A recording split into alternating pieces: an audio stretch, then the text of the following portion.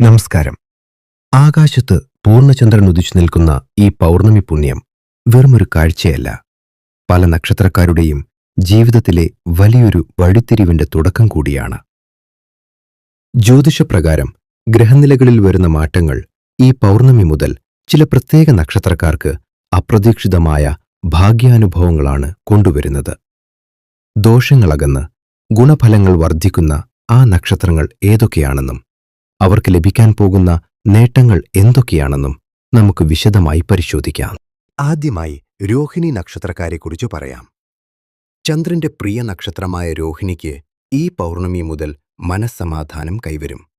സാമ്പത്തികമായി വലിയ നേട്ടങ്ങൾ ഇവരെ തേടിയെത്തും. കുടിശ്ശികയായി കിടന്നിരുന്ന പണം തിരികെ ലഭിക്കാനും പുതിയ വരുമാന മാർഗങ്ങൾ തുറക്കപ്പെടാനും ഈ സമയം കാരണമാകും. അടുത്തത് മകം നക്ഷത്രമാണ്. പിതൃതുല്യമായ അനുഗ്രഹങ്ങൾ ലഭിക്കുന്ന സമയമാണിത്.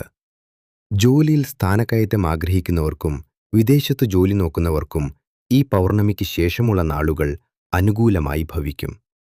തടസ്സപ്പെട്ടു കിടന്ന കാര്യങ്ങൾ വേഗത്തിൽ നടപ്പിലാക്കാൻ. 3 ചോതി. ഈ നക്ഷത്രക്കാർക്ക് ഇത് മാറ്റങ്ങളുടെ കാലമാണ്.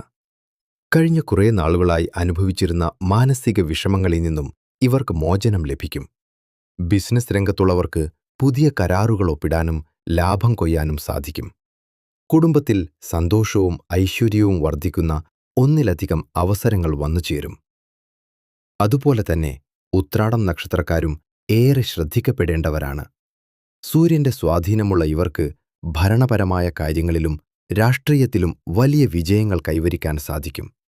ഭൂമി സംബന്ധമായ ഇടപാടുകളിൽ നിന്ന് അപ്രതീക്ഷിത ലാഭം ഈ നക്ഷത്രക്കാരെ തേടിയെത്തും. കൂടുതൽ ആത്മീയ അറിവുകൾക്കായി ധർമ്മപഥം സബ്സ്ക്രൈബ് ചെയ്യാൻ മറക്കരുത്.